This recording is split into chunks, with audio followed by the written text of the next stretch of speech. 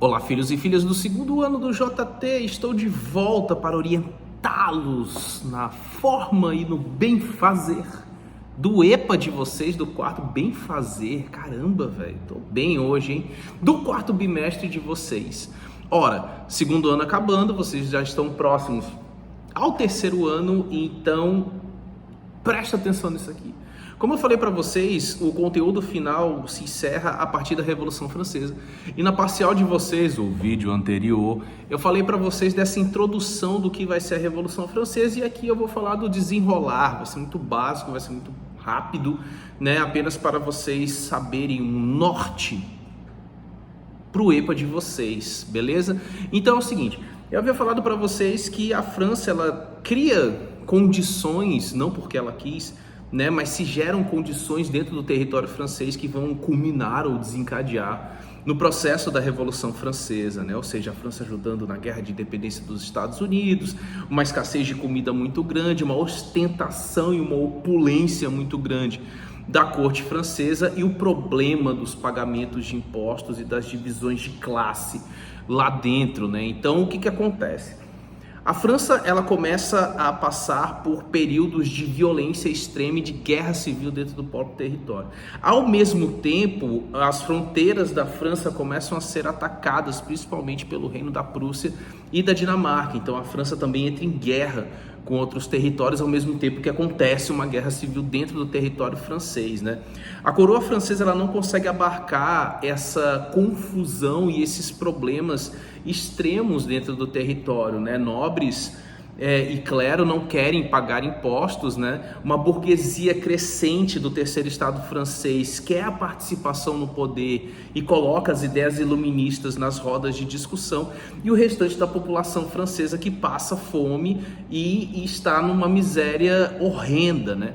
Dentro dessa grande confusão, digamos assim, que o território francês ele passa, né?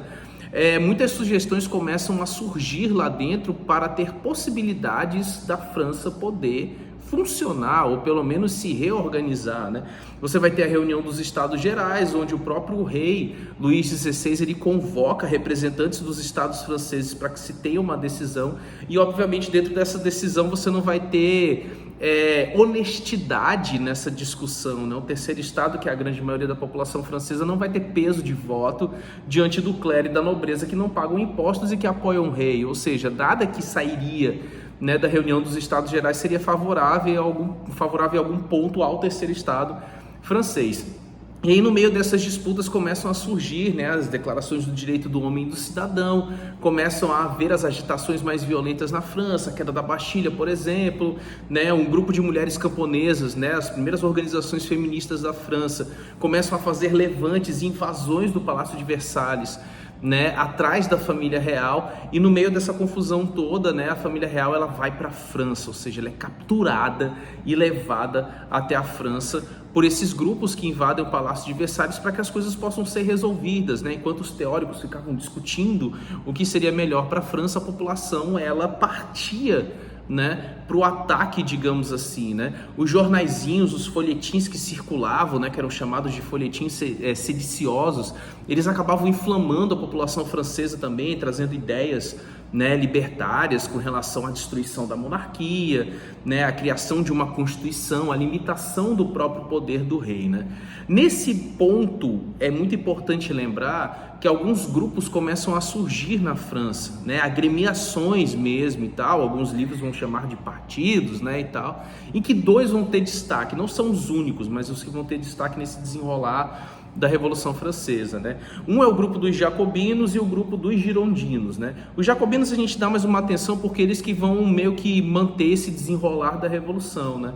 Os jacobinos eles vão ser liderados por um cara chamado Robespierre, né? O seu amigo Danton, e também um terceiro cara importante nesse grupo dos jacobinos que é o Marat, que é o cara que distribui, né, jornais populares e tal, e que vai também inflamar a população através, né, dessa parte da mídia impressa, né? E os jacobinos eles tinham uma ideia a ser aplicada onde não mais existiria uma monarquia na França, ela deveria ser derrubada, ela deveria ser destruída e ela deveria ser substituída por uma república, ou seja, eles queriam equilibrar e igualitar, digamos assim, o poder dentro da França, né? Não mais essas divisões de estados, e sim uma participação política direta da população, sem a existência do rei. Já os girondinos, eles também compartilhavam com essas noções libertárias, né, de que uma França deveria ter o povo também participando diretamente dessas noções e das decisões de poder, como era o pensamento iluminista que circulava nesse período.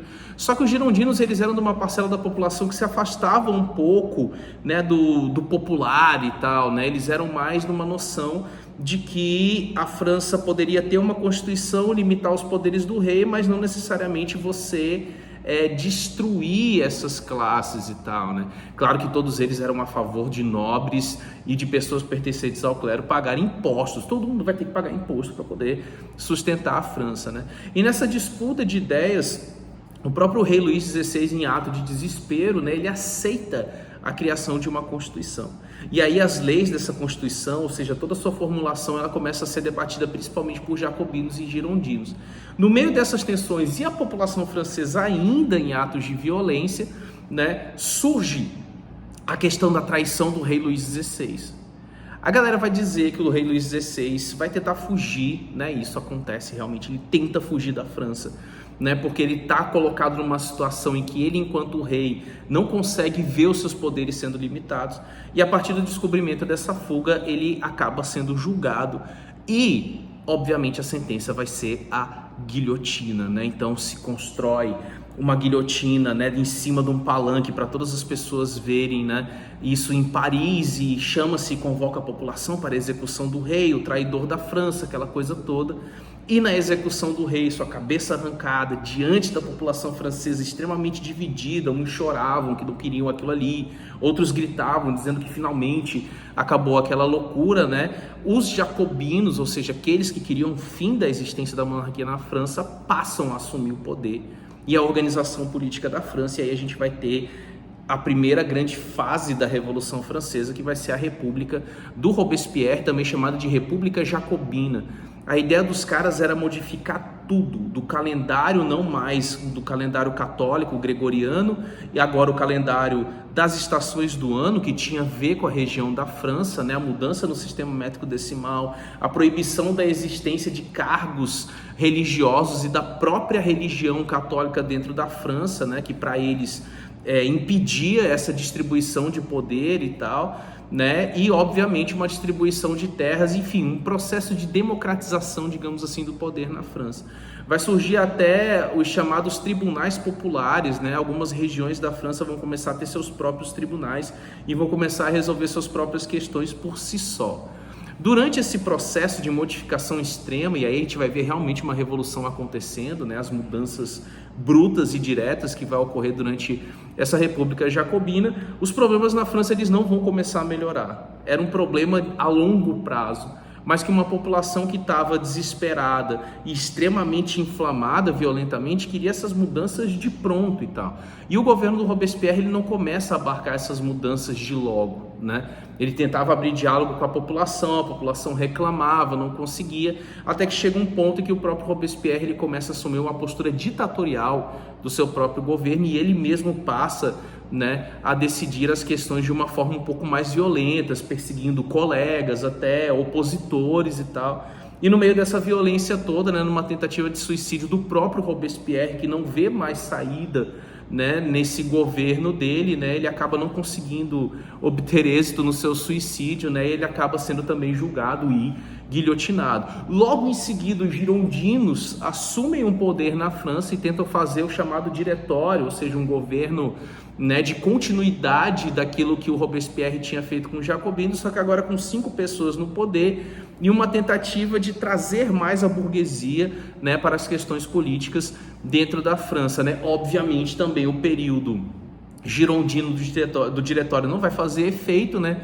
E aí é que se encerram as guerras de fronteira com a França e teremos o golpe de Napoleão Bonaparte no dia 18 de Brumário do calendário da Revolução Francesa, e ele assume a França, transformando-a em um império, né? Então a gente vai parar por aqui, né? Então, Vinícius, o que eu preciso lembrar para o EPA? É só lembrar da divisão, né, de classes que existia dentro da França, né? Você tinha um clero e uma nobreza ligadas à monarquia, ao rei, que não pagavam impostos, e um terceiro estado que abarcava burgueses, comerciantes, pequenos burgueses também, que não eram tão classe média, mas tinham dinheiro, e trabalhadores em geral, como camponeses, por exemplo, trabalhadores urbanos e a população, né, miserável. Tudo isso era o terceiro estado, era grande parte da população francesa que ela não participava politicamente, né? Então, no meio dessas agitações e dos problemas que foram surgindo, né, juntamente com o pensamento iluminista, né, que já questionava a ideia da monarquia, do absolutismo e até mesmo do próprio poder da Igreja Católica, a Revolução Francesa ela se desenrola, e aí com a execução do rei, a República dos Jacobinos, ou seja, aqueles que não queriam a monarquia mais na França, né, queriam libertar ela dessa amarra, e eles conseguem fazer isso, mas nenhuma revolução a gente consegue prever o que vai acontecer, e ninguém previa que ocorreria um golpe de Estado e colocaria o Napoleão como imperador francês, beleza? Então é isso, meus filhos, resumão de 10 minutinhos, cara, é quase um recorde falando de Revolução Francesa. Assistam um vídeo anterior e juntem com esse, e ótimo EPA, ótimo quarto bimestre, a gente se vê no ano que vem, no terceiro ano, beleza? Beijo no coração de vocês, amo tudinho de graça e valeu!